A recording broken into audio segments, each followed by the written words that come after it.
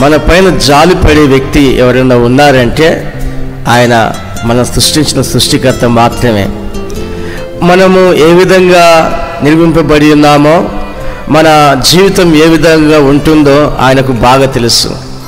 మన గుణగానాలు తెలుసు, మన మనస్సు ఏ విధంగా ఉందో కూడా తెలుసు, మన హృదయంలో ఉండే భారము ఆయనకు తెలుసు. ఎందుకంటే ఆయన మనల్ని సృష్టించాడు కనుక.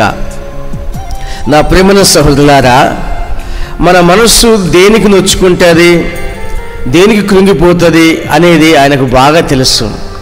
కొన్నిసార్లు మనము ఏమంటామంటే, నన్ను ఎవరు అర్థం చేసుకోలేదు, ఎవరు అర్థం చేసుకోలేకపోతున్నారు.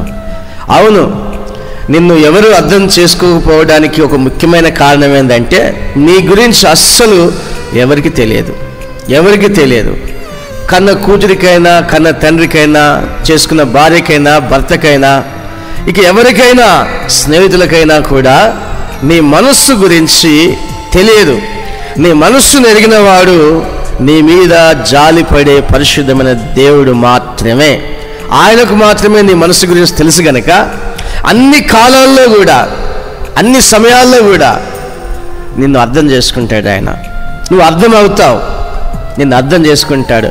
ఏ సమయంలో ఏ మాట నీతో మాట్లాడాలో ఆయన మాట్లాడతాడు.